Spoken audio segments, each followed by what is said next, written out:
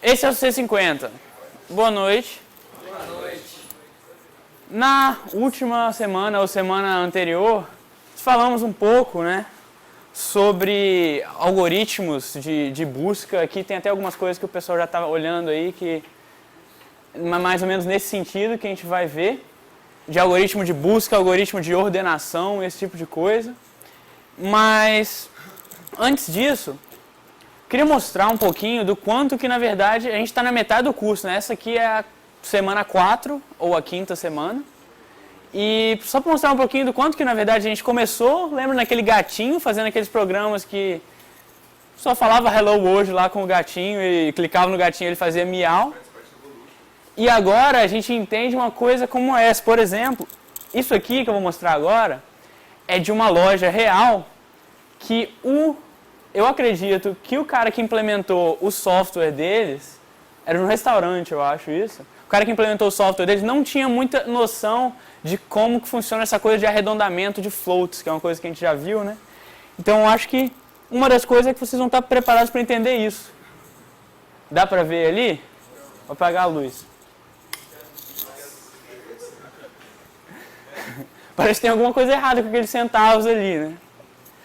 O que é aquilo? O cara ele não pensou no arredondamento de valores de ponto flutuante para valores inteiros, e ali deu aquele 999999, em vez de 49 seria 48999.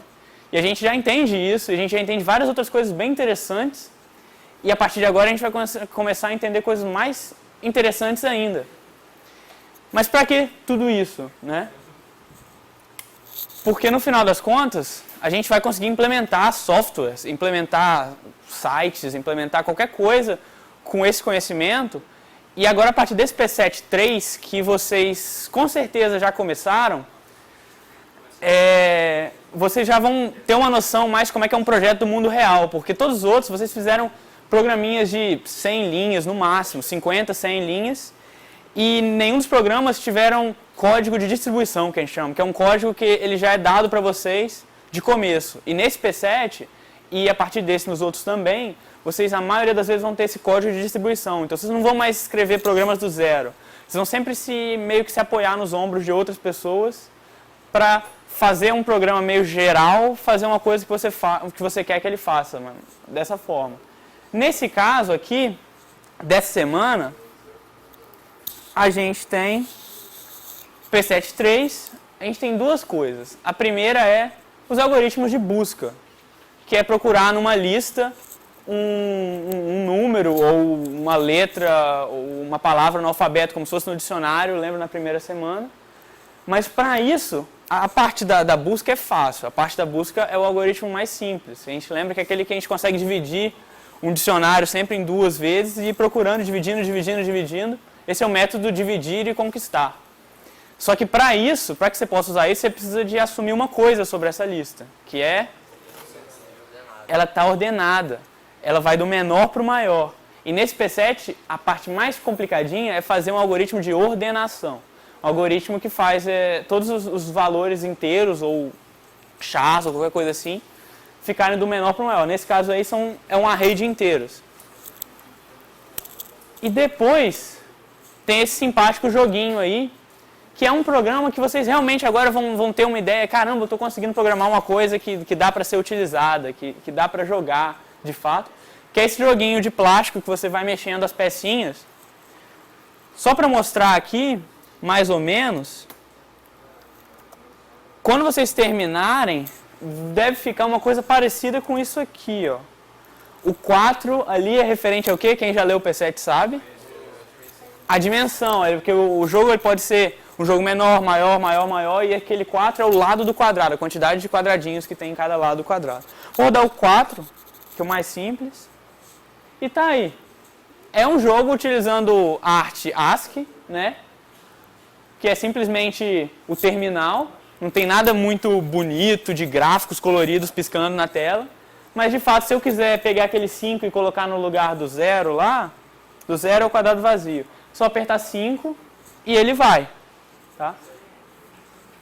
Eu não vou resolver isso aqui, porque vai demorar um pouquinho, mas para os hackers dentre vocês, nessa semana, tem o desafio de implementar exatamente o God Mode desse jogo. Que é, você tá assim, 10, legal, tá andando, 3. Só que você cansou. Aí você aperta God. E ele deve se resolver sozinho. Não vou mostrar isso aqui ainda, para não acabar com a brincadeira de vocês. Mas isso é uma coisa bem interessante de implementar. Lembra sempre de tomar passos de bebê. Nem pense em pensar no God Mode antes do seu jogo estar funcionando perfeito, como está aqui. Se o jogo não estiver funcionando perfeito assim, você nem pensa em implementar esse modo de God aí. Muito bem. Alguém tem alguma pergunta sobre o P7.3, alguma coisa que vocês já leram? Eu tenho uma Fala. pergunta seguinte.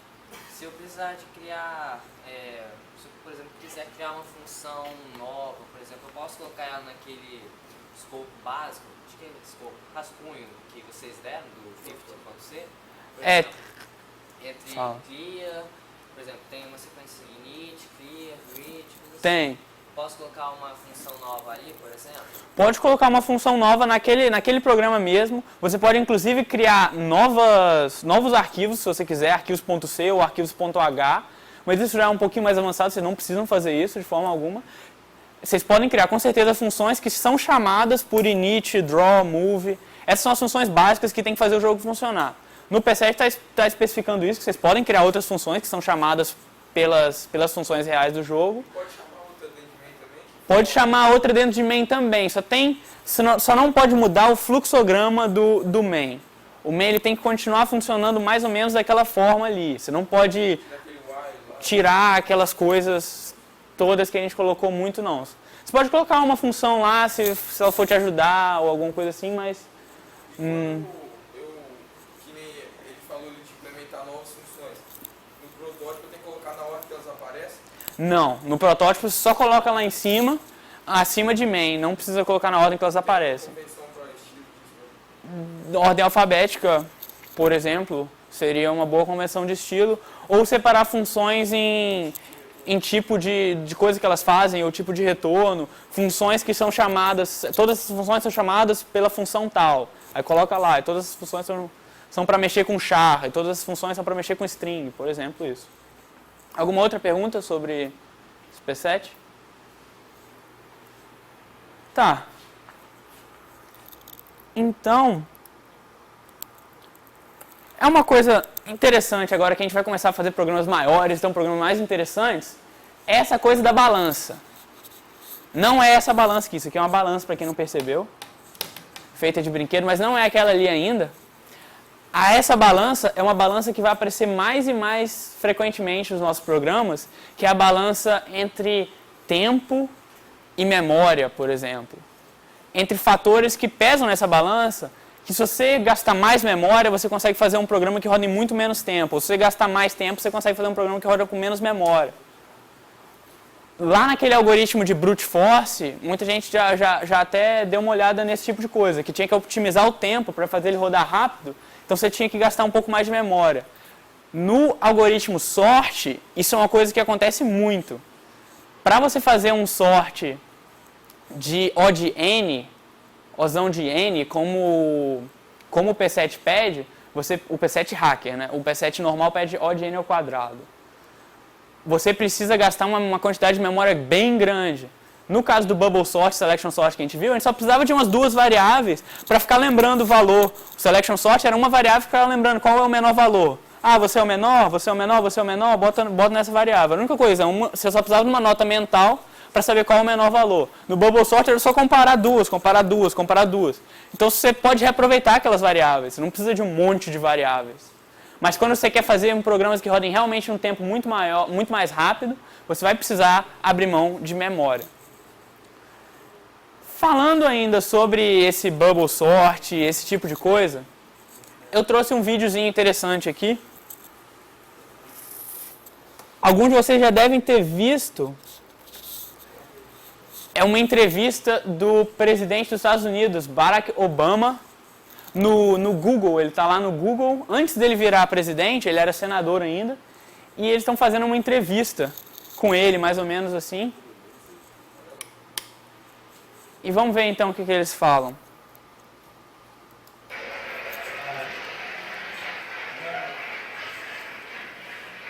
Now, Senator, you're here at Google, and I like to think of the presidency as a job interview.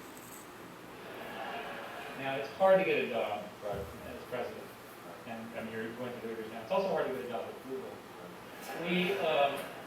We have questions, and we ask our candidates questions, and this one is from Larry Schumer. What, you guys think I'm kidding? It's right here. What is the most efficient way to store a million 32-bit integers?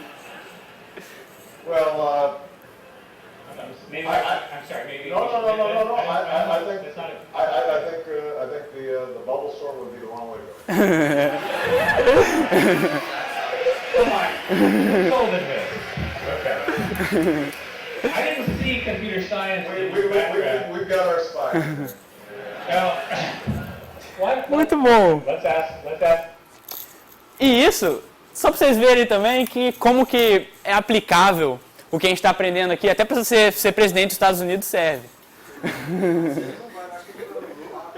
Ele foi aluno de Harvard, isso é verdade. É bem provável que ele tenha aprendido isso lá.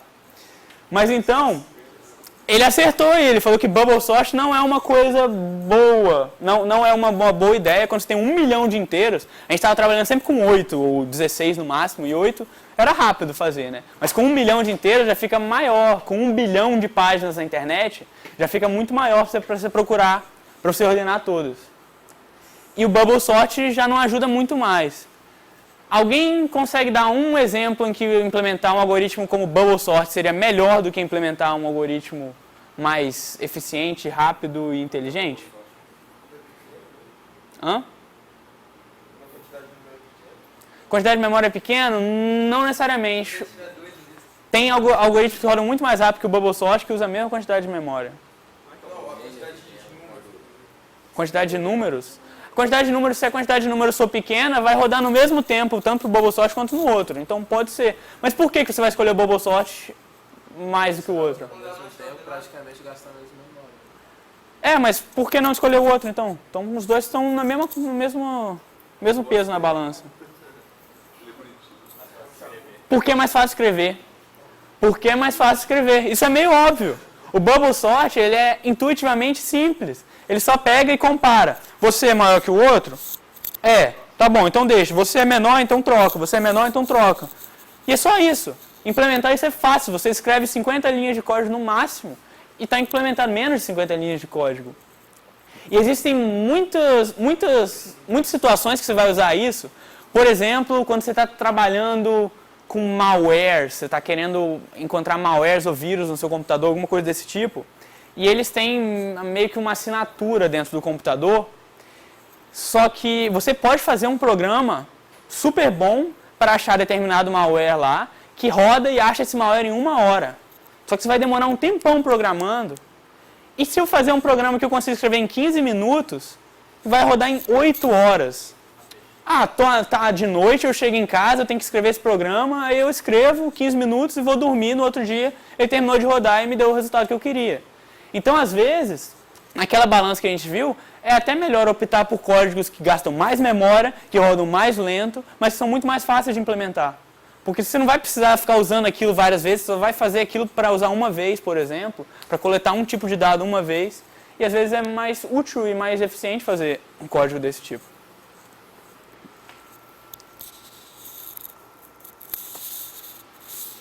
E voltamos, né, ao nosso amigo Sort.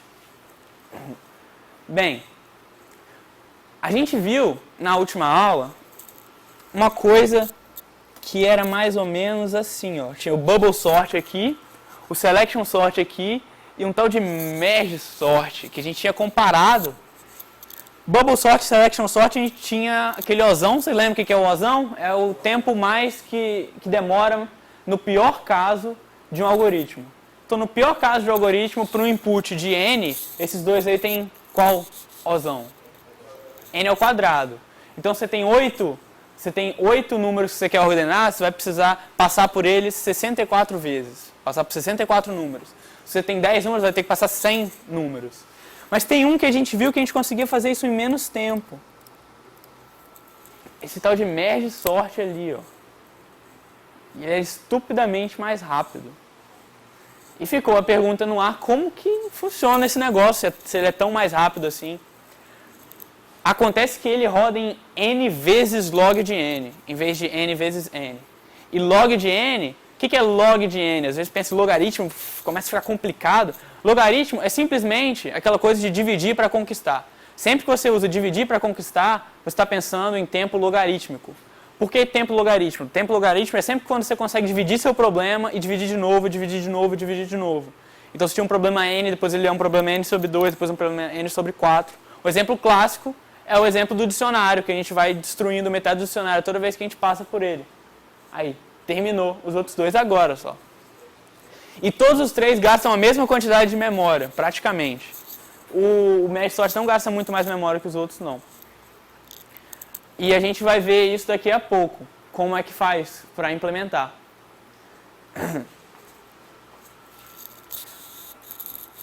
E isso usa uma outra coisa, além do dividir para conquistar. A gente viu sempre que tem logaritmo, então vai ter que usar esse dividir para conquistar. E usa uma outra coisa chamada recursão, né? Que a gente viu aquela coisa da função chamar ela mesma. Não sei se vocês entenderam 100% como é que funciona isso, mas é aquele método que é meio esquisito. Como é que você resolve um problema fatorial? Ah, quanto é que é fatorial de 8? A fatorial é aquele negócio de 8 vezes 7, vezes 6, vezes 5, vezes 4, vezes 3, vezes 2, vezes 1. Mas eu sou preguiçoso e não quero calcular isso tudo. Então, fatorial de 8 é 8 vezes fatorial de 7. Terminei o problema. É 8 vezes fatorial de 7. Agora eu joguei o problema para outra pessoa, que é o problema de resolver fatorial de 7. Acontece que a outra pessoa que resolve o problema sou eu mesmo. Aí ele joga em mim mesmo e pergunta, qual é o fatorial de 7? Aí eu falo, fatorial de 7 é o fatorial de 7 vezes fatorial de 6. E assim por diante. Parece que na verdade eu não estou fazendo muita coisa aí, mas os casos básicos, o caso básico é o caso menor de todos, é o que faz algoritmos desse tipo funcionarem. Vamos pensar um pouco então como é que a gente consegue fazer para sortear, ordenar inteiros ou qualquer tipo de coisa usando recursão e usando o método dividir para conquistar. Pensar num algoritmo mais ou menos assim. Vamos tentar aplicar aqui com esses copos.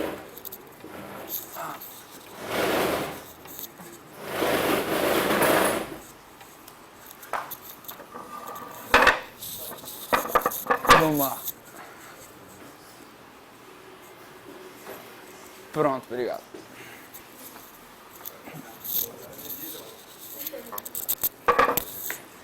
Esses copos são nossos inteiros.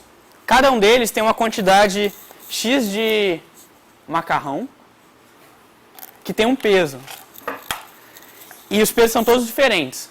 A gente quer organizar isso do peso menor para o peso maior. Da mesma forma que um array de inteiros, o computador não sabe quanto macarrão tem aqui dentro só de olhar. Ele olha assim e tem que fazer alguma coisa mais, ele tem que olhar dentro. Ele não consegue olhar para todo mundo ao mesmo tempo. Igual a gente que não está conseguindo olhar para todo mundo ao mesmo tempo. Para fazer o bubble sort, era fácil isso aqui. Isso aqui é a nossa balança, que é o comparador, que chama. Que a gente fazia o bubble sort, né? Pegava os dois primeiros e via qual que é o mais pesado, esse é o mais pesado. Então esse cara está mais leve, a gente troca eles de lugar. E vai para o próximo. Esse é o mais pesado. A gente troca eles de lugar e sempre colocando o mais leve para cá. Aí o mais pesado vai andando para lá e os mais leves vão andando para cá, certo? Porque esse algoritmo a gente já cansou de ver. E a gente quer implementar um algoritmo mais inteligente agora. Vamos dar uma olhada naquilo ali então. Com um input de n elementos. No nosso caso é 8 aqui, só para simplificar. Se n menor do que 2, retorna. Por quê? O que é n? A quantidade de elementos que eu quero organizar. N menor que 2 quer dizer que n é igual a 1. Se eu tenho uma lista que tem 1 inteiro, o que eu preciso fazer para organizar ela? Ela está ordenada. Então, se n menor que 2, eu não preciso fazer nada. Eu simplesmente mando, o programa vai embora, aborta, já terminei. Tá? Isso parece meio óbvio, ou muito óbvio. Mas se você não fizer isso, acontece que o programa não vai funcionar. Esse caso básico, toda recursão tem um deles. Tem o caso básico e sem esse caso básico a recursão não vai funcionar. Mas depois o senão é o que faz a mágica aí. O senão, ele fala o seguinte: ordena a metade da esquerda, ordena a metade da direita e junta as duas. Mas o que significa ordenar a metade da esquerda e ordenar a metade da direita? Ele não sabe ordenar o total. Então ele simplesmente divide o problema em dois e ordena as duas metades. Mas ele também não sabe ordenar as duas metades. A única coisa que ele sabe é ordenar nesse caso aqui, se n menor do que 2. Que é o caso que você só tem um único inteiro aqui e ele já está ordenado. Então, o que o nosso programa sabe fazer é ordenar uma lista de um inteiro. Ordenar uma lista de 2 ele já não sabe mais. Mas a gente está assumindo aqui que se ele sabe ordenar uma lista de um inteiro, ele sabe ordenar uma lista de qualquer número de inteiros. Porque ele vai dividir esse problema em várias listas de um inteiro e no final juntar todas essas listas. É importante pensar aqui que esse juntar as duas não pode ser simplesmente colocar uma e depois a outra. Porque pode ser que tenha números aqui que sejam maiores ou menores do que a outra. Então tem que ir comparando se o primeiro dessa é maior do que o primeiro dessa e colocando meio que assim, ó. Isso chama merge, por isso que chama merge sort. É juntar dessa forma assim, intercalar mais ou menos. Preservando a ordem. Mas então vamos pensar, ordena a metade da esquerda, ordena a metade da direita. Vamos lá. Ordena a metade da esquerda. Dividir em 2. Eu esqueço da metade da direita e eu vou ordenar só isso aqui. Ordenar faz eu entrar no mesmo algoritmo de novo. Ordenar significa fazer isso aí. N é menor do que 2? Não, é 4. Então eu vou para ordenar a metade da esquerda. Divide em 2 e eu vou ordenar essa parte aqui. Aquilo lá eu esqueço.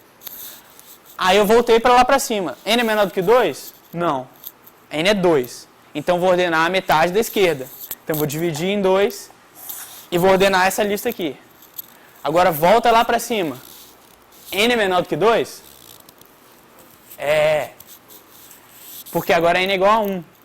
Eu esqueci de todas as outras listas porque eu estou só entrando no ordena a metade da esquerda, ordena a metade da esquerda, ordena a metade da esquerda. Eu cheguei num problema N igual a 1. E a lista é ordenada. Se a lista é ordenada, o que significa? Retorna. Retorna quer dizer o quê? Volta pro nó anterior e executa o próximo passo. Que seria ordenar a metade da direita. Meio confuso. Onde é que a gente está aqui então? Qual é a metade da direita que a gente vai ter que ordenar? Esse copo aqui. Esse copo aqui, porque no último a gente dividiu em 2 e ordenou essa da esquerda. Retornou, voltou para trás, mas só um passo. A gente não voltou para o todo ainda não. Está aqui e vai ordenar esse. Ordenar esse, N é menor do que 2. Retorna. No final, junta as duas. Junta as duas, a gente vai ter que fazer como que a gente faz para juntar duas listas de inteiros? A gente vai precisar da balança. A gente continua tendo que comparar, tá vendo? Comparar é sempre necessário. No Bubble Sort a gente precisava comparar sempre 2. No Selection Sort a gente precisava comparar para ver qual era o menor. E nesse a gente tem que comparar para juntar as listas. Até agora eu não fiz absolutamente nada. Vocês podem estar achando que eu não fiz nada além de falar sobre ordenar alguma coisa. Porque está tudo na mesma ordem ainda. Eu só estou falando sobre ordenar alguma coisa. A única coisa que eu posso ter conseguido agora foi confundir a cabeça de vocês com aqueles truques de mágica de copinho. Mas é agora que as coisas vão começar a se ordenar mesmo. Que é na hora de juntar. Que a gente vai precisar de comparar. Então, comparando esses dois, a gente sabe que esse aqui é o menor. Então, a gente coloca o menor sempre na esquerda de vocês é para lá. Então, eu vou colocar para cá. É verdade, tá. Vou fazer aqui, então. A minha esquerda mesmo na direita de vocês. Agora, eu tenho uma lista do tamanho 2 que está ordenada, não tem? Eu comparei os dois, vi qual era o menor e agora eu tenho uma lista de tamanho 2 que vê que está ordenada. Está ordenada. Qual o próximo passo? Volta para o passo anterior, que é, eu tinha falado em algum momento, ordena a metade da esquerda, e não terminei isso, agora eu terminei. Que era essa metade da esquerda aqui, ó. Fui, fiz aquele monte de coisa, ordenei. Aí agora eu volto para a metade da direita. Ordena a metade da direita. Como é que a gente ordena a metade da direita? Separa. E ordena a metade da esquerda dessa metade da direita. A gente sempre pega na metade da esquerda. Primeiro. Essa lista ordenada? Tá. Tem um único número. Essa lista agora tem que ordenar da direita. Tá ordenada. E agora falta juntar as duas. Ordenou a da esquerda, ordenou a da direita, junta as duas. Juntar as duas a gente faz a mesma coisa. Testa. Esse aqui é o menor. Então a gente coloca aqui, coloca lá. Legal. A gente tem duas listas de 2 ordenadas. Isso quer dizer, antes, essa aqui era a parte da esquerda de um maior, essa aqui era a parte da direita de um maior, que foram divididas e ordenadas. Depois de ordenar a metade da esquerda de um maior e a metade da direita de um maior, só falta juntar as duas.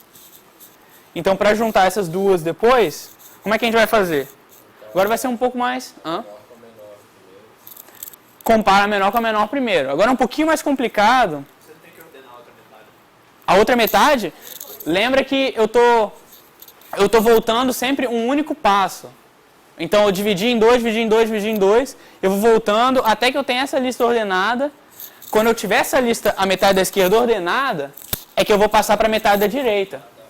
Eu ainda não tenho a metade da esquerda 100% ordenada. Então eu não vou passar para a metade da direita ainda. Certo? Sempre assim. Agora eu vou juntar então. Esse é o mais leve de uma, esse aqui é o mais leve da outra. Coloca na balança. Legal. Esse aqui é o mais leve de todos. Se ele é o mais leve dessa e é mais leve do que o mais leve da outra, ele é o mais leve de todas as listas. Então eu sei que ele é o mais leve. Mais leve está aqui. Agora eu já acabei, eu preciso só preciso colocar elas ali, eu tenho que comparar mais alguma coisa. Vou pegar esse aqui, porque eu ainda não sei se ele é mais leve ou mais pesado que aquela lá. E acontece que ele é mais leve. Então ele pode ir logo depois desse cara aqui. Agora, esse veio da mesma lista que esse. Já que tem uma lista aqui que acabou, se tem uma lista que acabou, eu só preciso colocar o resto da outra lista. Porque eu não vou ter que comparar mais na outra, porque essa lista já estava ordenada. Essa lista aqui já estava ordenada, então é só colocar aqui e colocar aqui. Não precisa mais fazer a comparação. E agora eu tenho uma lista de 4 ordenada. A primeira vez que a gente chamou isso aqui, ordena a metade da esquerda, lembra que a gente começou o algoritmo, a gente chamou ordena a metade da esquerda. E a gente acabou de terminar esse passo, recursivamente. Agora a gente passa para ordena a metade da direita. Vou fazer a mesma coisa, um pouquinho mais rápido. Ordena a metade da direita. Como é que a gente começa? Vocês falam agora. Separa, ordena esses dois. E agora? Separa e ordena só esse. E agora? Está ordenado. Agora ordena o outro. Está ordenado. Agora junta os dois. Legal. Esse aqui é mais leve. Então o mais leve vem para cá, o mais pesado vem para cá. Eu tenho uma lista ordenada. Quando eu terminei de ordenar a metade da esquerda, eu vou para ordenar a metade da direita. Então eu separo a metade da esquerda, ordenada. Separo a metade da direita, também está ordenada. Agora eu preciso juntar as duas. Comparar. Essa é mais leve. Mais leve e mais pesada. Legal. Agora eu terminei de comparar, ordenar a metade da esquerda, terminei a metade da direita, tem que juntar as duas de novo.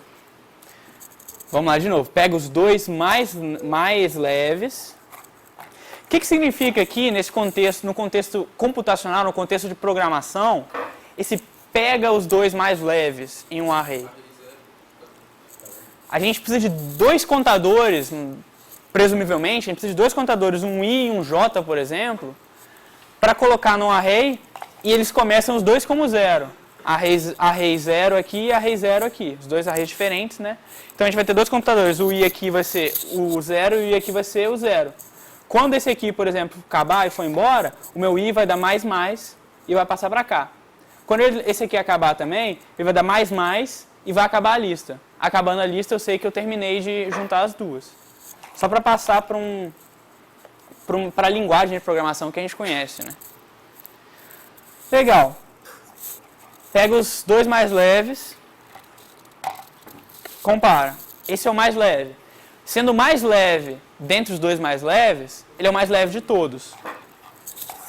Esse é o mais leve de todos. Falta agora o que, então? Comparar esse com esse ou com esse? Comparar com esse, porque com esse aqui eu já sei que a lista estava ordenada. Esse aqui era parte dessa lista. A lista estava ordenada, então eu tenho certeza que esse aqui é mais pesado que esse. E todos que vierem para lá são mais pesados do que esse, porque a lista está ordenada. Então eu vou comparar esse com o da outra lista. E de fato o da outra lista é mais leve. O da outra lista sendo mais leve, eu coloco lá. Como esses dois vieram da mesma lista, eu não preciso mais comparar nada. A lista da esquerda acabou. Só colocar aqui e aqui. E eu finalmente terminei de ordenar a metade da esquerda e ordenar a metade da direita. Agora vem o passo de juntar as duas. Agora vai dar um pouquinho mais de trabalho, mas vamos lá. Pega os dois primeiros mais leves e compara eles, como a gente sempre fez. Esse é o mais leve das duas, ele é o mais leve global. Então coloca aqui. Esse aqui é o segundo mais leve? Não necessariamente. Esse aqui pode ser ainda mais leve que ele. Então, mais aqui.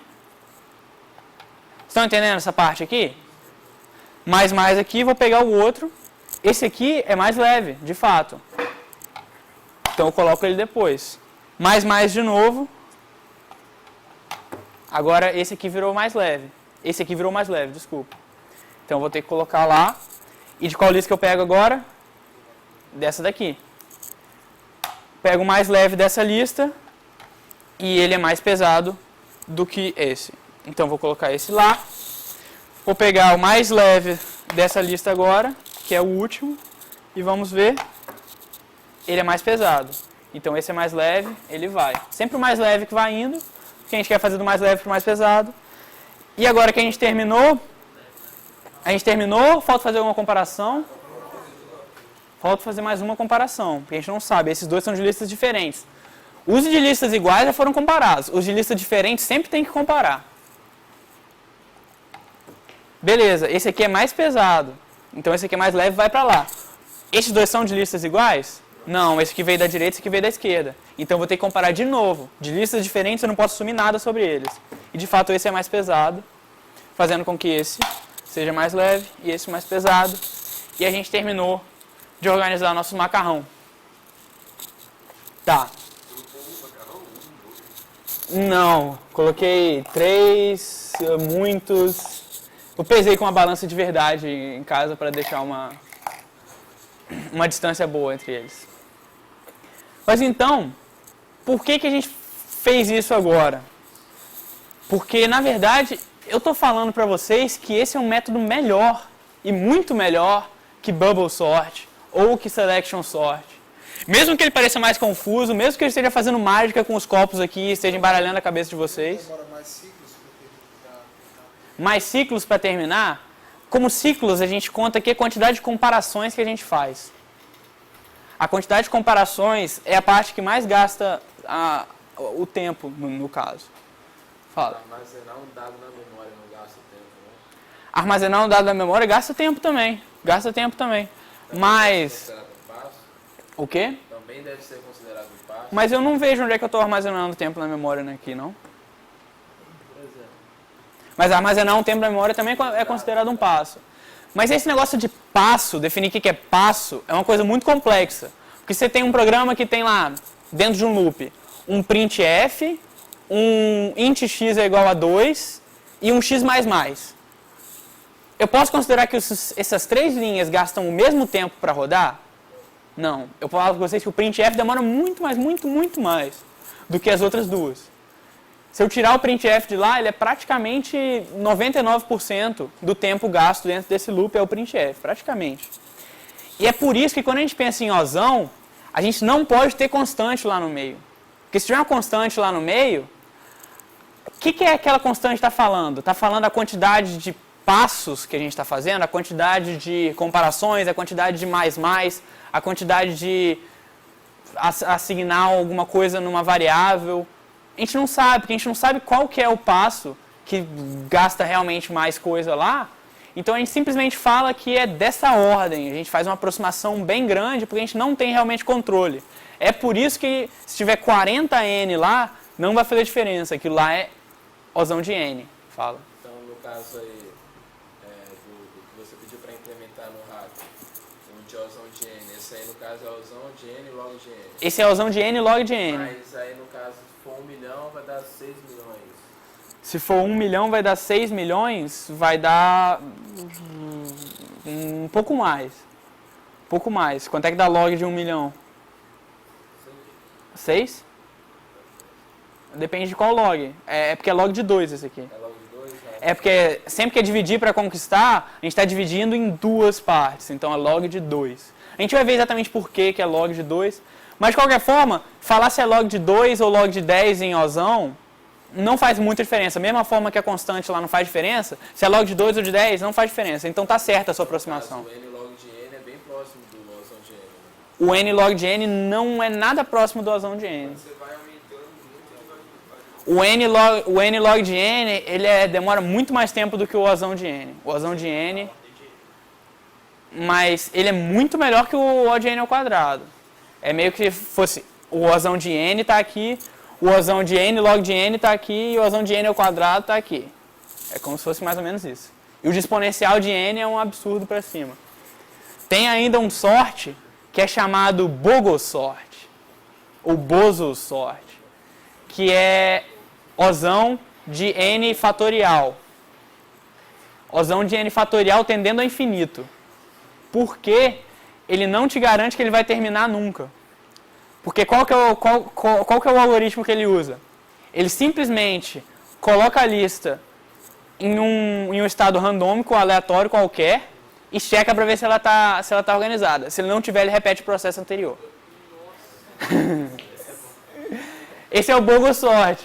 Tem tantos tipos de sorte diferentes, porque tem um monte de cientistas de computação, um monte de hacker por aí que gosta de fazer isso e fica implementando esse tipo de coisa. E esse Bogosorte é para mostrar como que um algoritmo pode ser estupidamente lento. Esse demora muito tempo para rodar. Até com 8 inteiros como esse aqui. Então, tipo, esse Bogo é estupidamente que nem que a gente fez pra criar senha? Não, é muito pior. Aquele que a gente fez para senhas, a gente tinha certeza que o programa ia acabar alguma vez, porque você nunca testa duas senhas iguais. No Bogosorte, você tenta modos aleatórios para sempre, e pode ser que nunca deu o que você quer. E é o que é N fatorial? Ele é de N fatorial tendendo a infinito. N fatorial porque ele está fazendo aquilo várias vezes ele, vezes vem de probabilidade. Você tem que explicar um pouquinho melhor sobre Mas, tipo, probabilidade. Ele armazena a anterior que ele fez, por exemplo, eu organizei dessa forma. Aí ele pode repetir essa forma dele. Você poderia fazer ele dessa forma, mas imagina a quantidade de memória que você vai gastar. Ele é N fatorial sem entender o infinito se você fizer dessa forma que você falou. Se você sempre guardar na memória o anterior para nunca repetir. Porque aí você garante que ele vai terminar algum dia. Certo? Você garante que ele vai terminar porque você guarda todos na memória e uma hora você vai ficar exaurido de... Mas a quantidade de memória que você vai gastar nisso é tão absurda que isso é praticamente inconcebível. Mas a ideia é boa. Já que é pra tornar o algoritmo absurdo. Já que é para tornar um algoritmo absurdo, a ideia é boa. Ele só tende a infinito, de fato, quando você não pensa nisso e não gasta essa memória toda e ele pode repetir as coisas. Como eu vou saber se o meu hack tá ao lado de... Boa pergunta. Você pegou a edição hacker porque quis. Como é que você vai saber que o seu tá O de N? O primeiro jeito, o jeito mais eficiente de verificar isso, é você entrar no seu programa e ver se ele de fato faz uma quantidade N, ou 3N, ou 4N de operações. Dá pra ver isso. Você vê, por exemplo, se tiver 2 loops for um dentro do outro, já está errado. Já virou N ao quadrado. Porque 2 loops for um dentro do outro, os dois indo de 0 a 8, já vai fazer, para cada 8 do loop de fora, ele faz 8 no de dentro. Então é 8 vezes 8. Isso já é n ao quadrado. Se você tiver isso, você já sabe que está errado. Se eu botar um printf e aí um contador para somar, vai aparecer, né? Quantas vezes ele passou por... Se colocar um printf e um contador para somar, vai aparecer quantas vezes ele passou por lá. Tem a segunda forma, que é a forma mais bruta, assim, que você pode medir o tempo que o programa está gastando, triplicar a quantidade de input e ver se o tempo triplicou também. Isso é uma forma boa. Não precisa nem fazer o gráfico, você pode só medir o tempo. O 1024 o quê? Dá quanto tempo, mais ou menos? Como assim 1024? N igual a 20. Ah, em 1024 de input, com um Ozão de N, dá nada, você nem vê o programa terminar. É? Ou 3 segundos. Ah, acho que 1024, com um Ozão de N, 1024...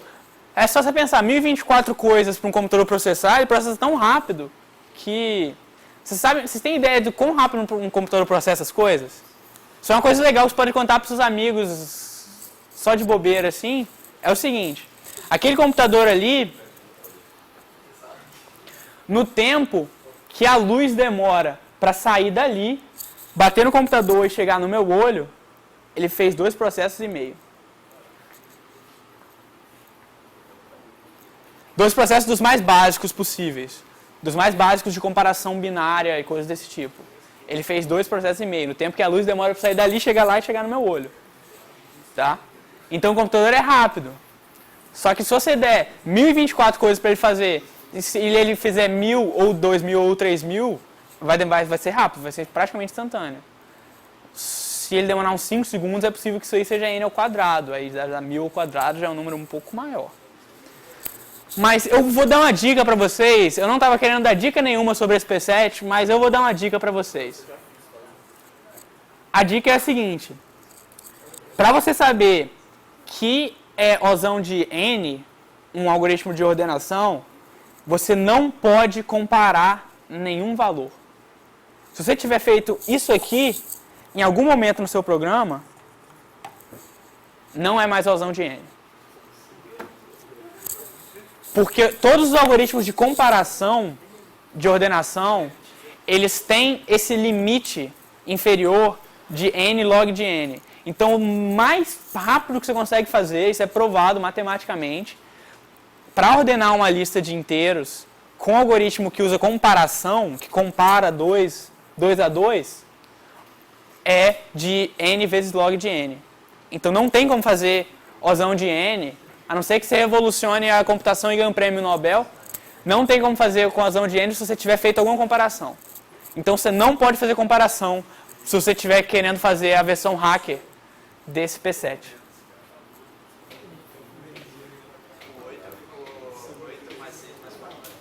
Alguma pergunta? Vou mostrar aqui só um videozinho rapidinho.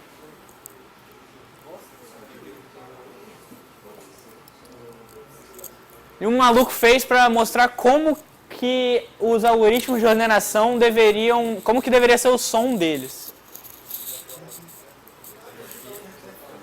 Aí vai começar com o insert sort. A gente não viu esse não, mas sem problema não.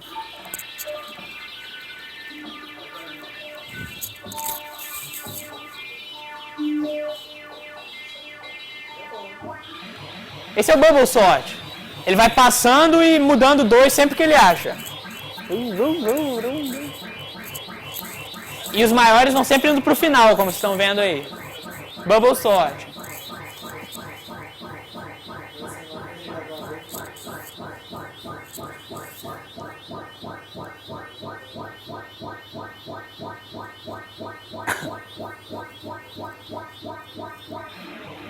Esse é o selection sort, ele vai pegando sempre o menor e colocando lá, menor e menor e menor.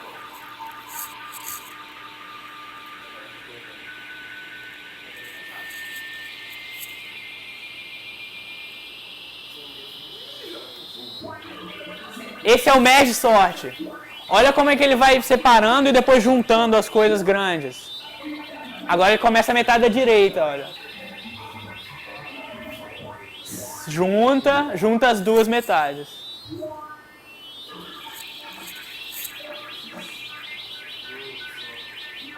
Esse é o Gnome Sorte.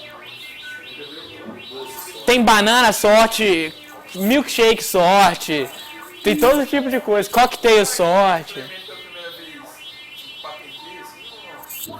Sei lá, tem uns sortes que tem o nome do cara que pensou nele pela primeira vez lá. Se você procurar no Wikipedia, você vai achar. Mas, tá, vamos fazer uma pausinha agora, 5 minutos, depois a gente volta. Aí, gente, falando sobre os P7s um pouco mais, eu já terminei de corrigir o P7.1, o P7.2 falta muito poucos para corrigir. E vocês... Veio errado? Eu mandei com... Ah, eu vi que veio sem veio com um do hacker. Uhum. Mas de qualquer forma, se vocês tiverem alguma dúvida sobre a correção, sei lá, se vocês tiverem tirado alguma nota que vocês acharam que não deveriam ter tirado, ou se vocês tivessem feito algum problema que na verdade eu que não enxerguei a forma que vocês fizeram que na verdade estava certa, é só falar comigo depois da aula, mandar um e-mail, qualquer coisa que eu olho, eu posso mudar de novo depois. Que eu tenho uns 40, 30 P7 para corrigir por semana, então lá pelo 25º eu posso errar um bocado também. Quando é a última aula de C? Quê? Quando vai ser a última aula de C? Quando vai ser a última aula de C? Falta exatamente... A gente está na semana 4, falta semana 5 e semana 6. Aí começa com web, né? Aí começa o web direto. Isso aí. E a gente já está quase acabando o C, falta muito pouco, na verdade, para aprender sobre C. Só falta essas 2 semaninhas agora. Hã? Por que então mais 2 semanas? 2 semanas dá pra muita coisa. 2 semanas dá para muita coisa, é porque falta muita coisa, então.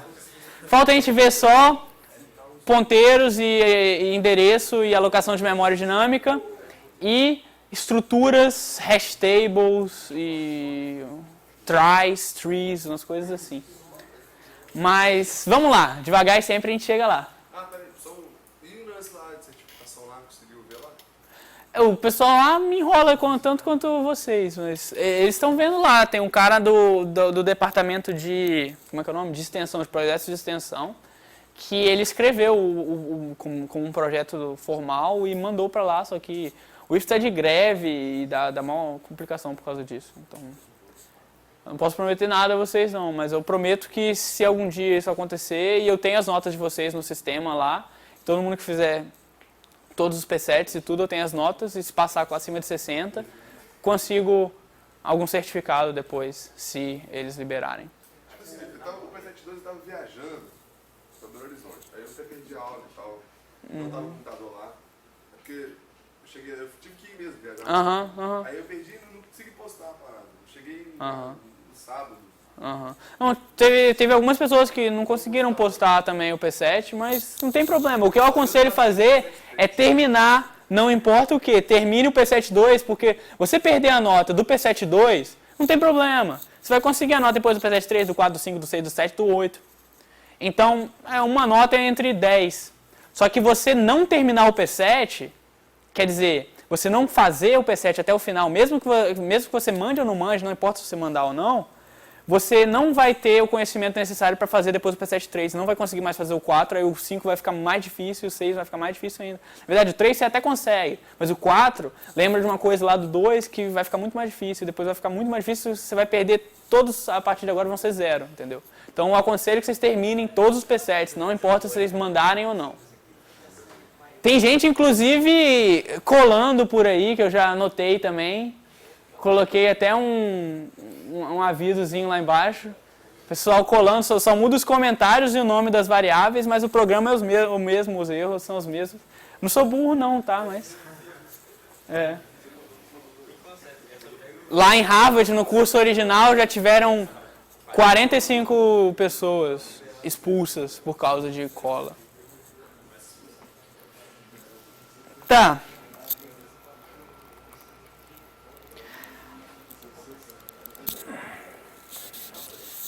Agora a gente vai falar um pouquinho de matemática. Tem muita gente aí meio... Mas, só para mostrar por que é esse n log de n, que ficou meio no ar. Assim, eu falei que é n log de n, o tempo que demora para rodar, mas por que acontece isso? Bem, tem que vir para o quadro aqui, para a gente sortear rapidinho voltar. Esses números são os que a gente vai sortear.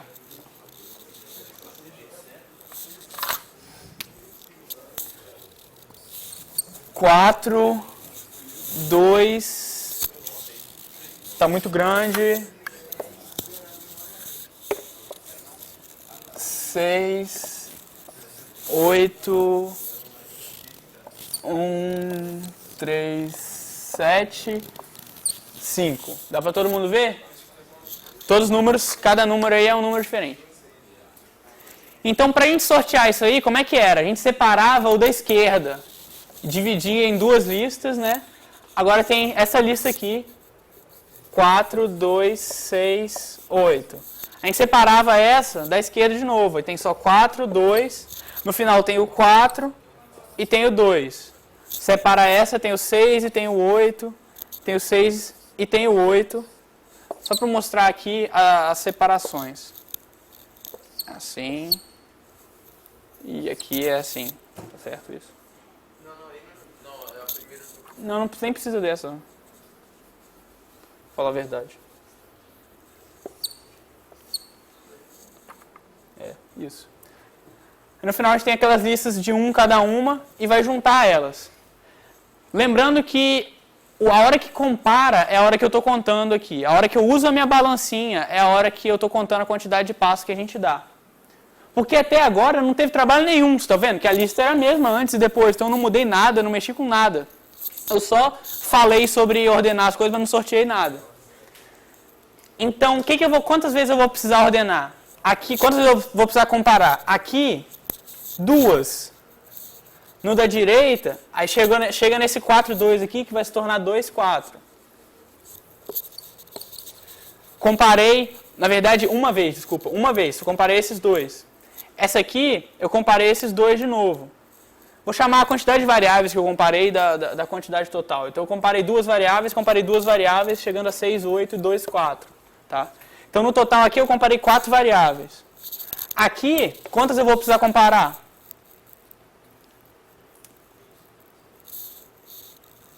Na verdade, vou precisar comparar essas duas, depois essas duas, aí acabou. Então, vou precisar comparar 3. Mas no pior caso, vou precisar comparar as 4. Eu vou precisar comparar as 4 no pior caso, se elas estiverem bem embaralhadas, eu vou precisar comparar 4 vezes. Então, aqui, eu comparei 4 variáveis. Aqui, eu comparei mais 4, para juntar as listas aqui e aqui. E nesse caso aqui, eu não comparei ainda, vamos para o próximo lado. Aí aqui, divide a lista de novo em 1, 3, 7, 5. Divide a lista de novo em 1, 3, 7 e 5. Para organizar essas duas, vou precisar comparar quantas variáveis? 2. Sorteado está 1, 3. Para organizar essas duas, vou ter que comparar duas variáveis de novo. 7 e o 5.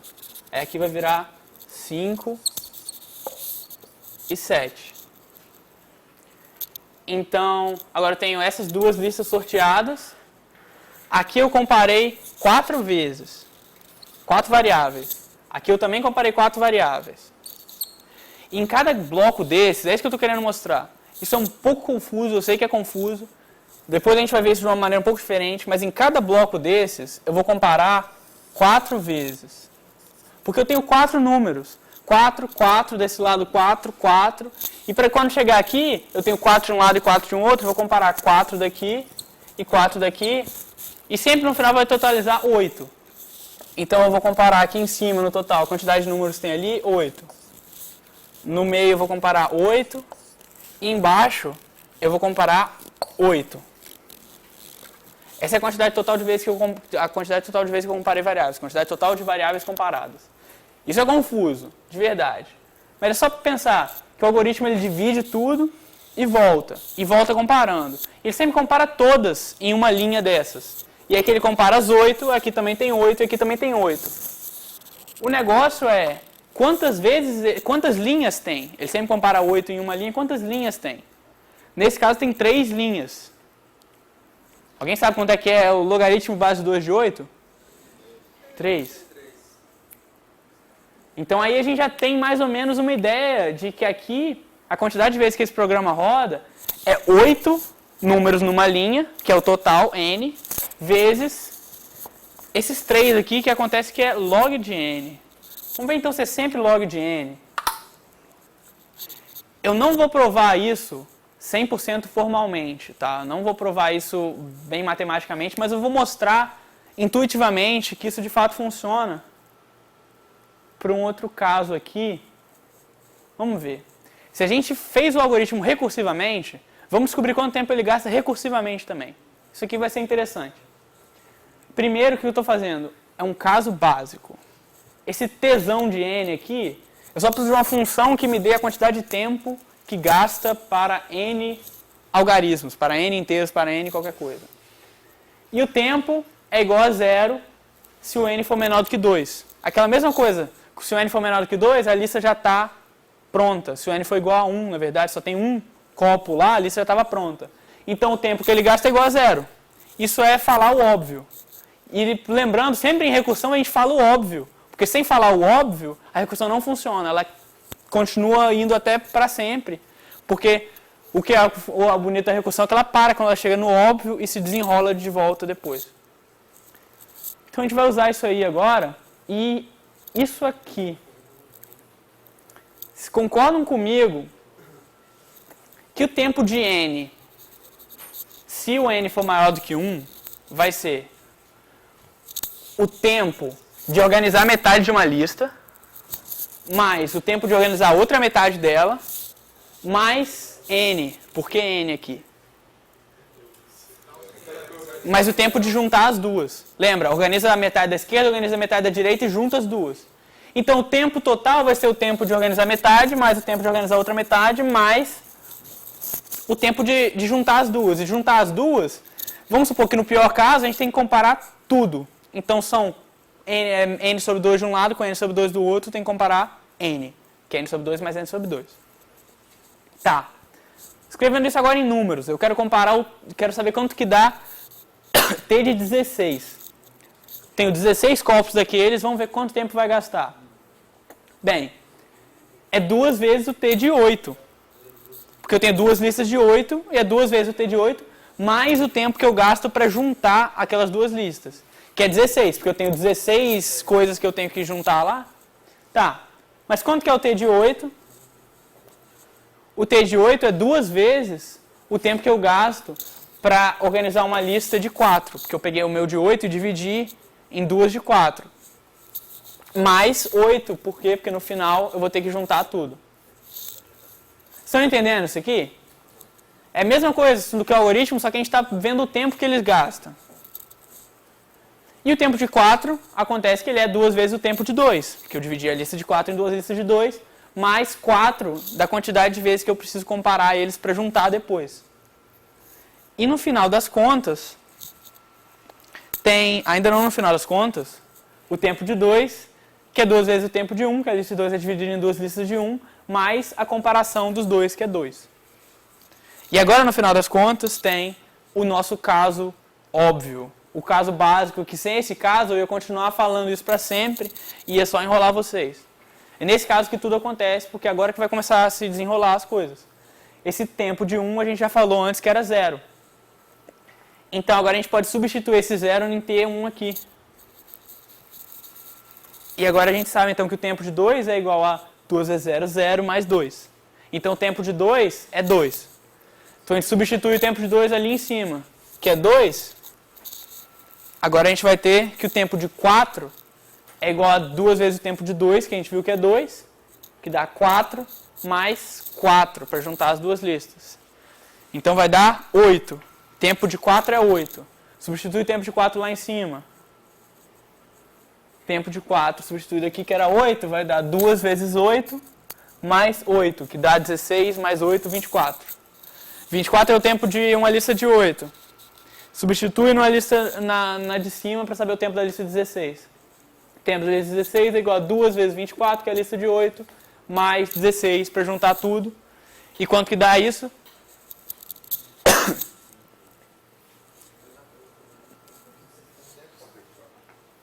O computador sabe fazer conta. 64. 64 Vamos ver então se isso condiz com o nosso n vezes log de n que a gente pensou.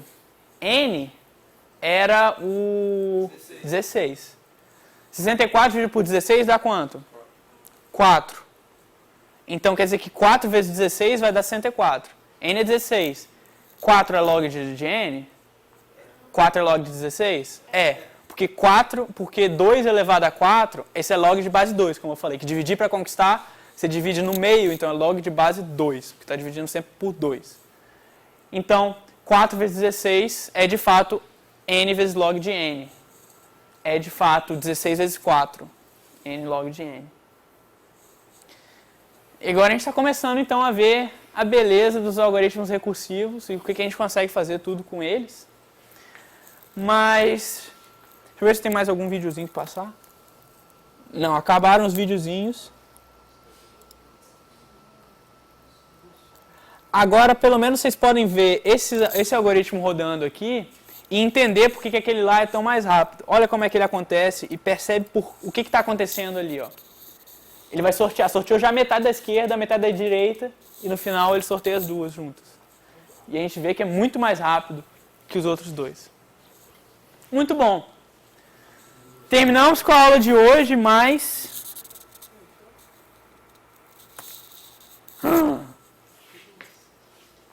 Isso é um teaser, um spoiler para a aula de quarta-feira. Finalmente... Uma coisa que a gente fala é um sinal de multiplicação, basicamente. É uma flor, um boneco sem cabeça, um sinal de multiplicação. A gente finalmente vai chegar naquilo que eu já estou falando aqui desde a primeira semana. Que eu sempre falo, vamos chegar lá ainda, quando a gente chegar nisso aqui vocês vão entender, quando a gente chegar nisso aqui a gente vai entender, que é ponteiro. Além dos ponteiros, endereços. Por que funciona o scanf? Quando os de vocês que já olharam para o scanf, vocês tiveram que colocar isso aí para o scanf funcionar. Você vai entender exatamente por quê. Além dos ponteiros e endereços, malloc. Malloc, alocação de memória dinâmica. E esse é o poder de C. Esse aqui é o motivo da gente estar aprendendo C e não outra linguagem como Python, ou Ruby ou PHP logo de cara. É porque aprendendo isso aqui a gente vai ter realmente um poder sobre a memória RAM do nosso computador. A gente vai poder chegar em qualquer lugar da memória que a gente quiser. Até quarta!